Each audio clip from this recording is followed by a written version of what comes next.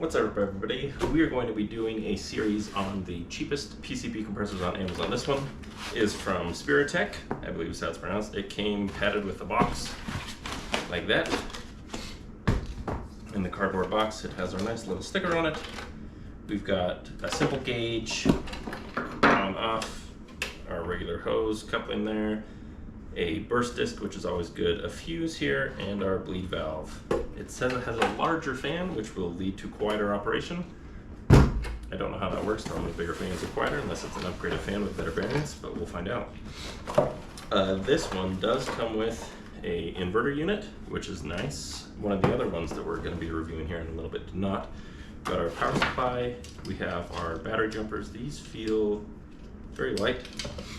And we do have a hose with the included filter, which is nice. A lot of the units do have built-in filters, like this one. This is the GX CS4i. Yeah, we've got a nice little filter in there with our QD, and it is very thick construction. I've heard stories of some of these little mini filters exploding. I've never seen it myself, I should say, but I would not expect that with this. This is a very chunky filter. So let's get it up and running. Instructions. Who uses these? You also do have a bunch of extra spare parts. Let's see, you do have burst discs in here and an extra fuse. Extra O-rings. I've never seen extra fuses and burst discs in a box before, so that's a good sign. Let's fire this up then, shall we? Now we're going to get this going. Apologies, feel free to skip ahead a little bit while I get this set up, but I'm leaving it for the people who want to know how it is set up. So you take your power supply and plug it in, or your cable I should say, and plug it into your power supply, the compressor, and then you plug that into your wall outlet. Now this one nicely does actually have a direct plug that goes to the compressor. A lot of these will just have basically what looks like battery terminals on here that you plug this into, but it's nice that it has this. We're going to plug that in there. Okay. And we do get a temperature reading here, which is nice. You can keep an eye on it. Don't let these overheat. That's what really wears down the life of your machine. Okay, we're going to be filling a Benjamin Marauder, the little carving version here.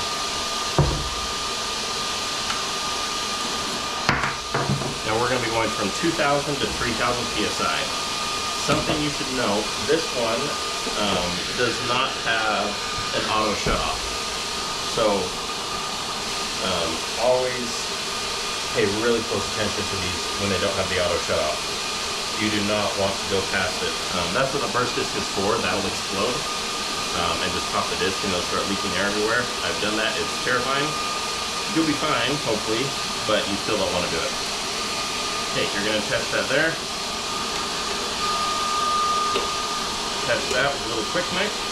Come here and do the same. Okay, make sure those are both on there firmly. Open your bleed valve here. And then once your bleed valve is open, you can go ahead and start it. Once it's started, then you can close the bleed valve. And that's when you'll start to see your pressure rising on the gauge here. It'll rise really quickly until it matches the pressure that's inside your tank, and then it'll go slower.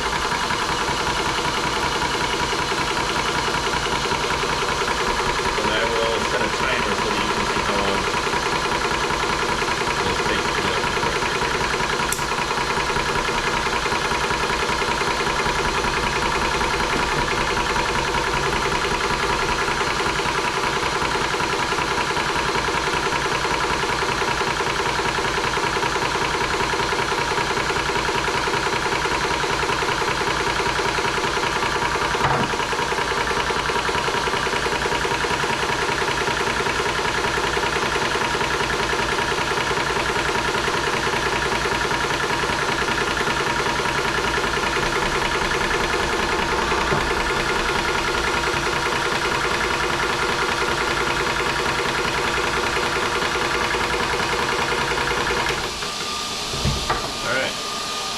So 42 seconds from when I started. I did start a little bit late. We'll call it a minute.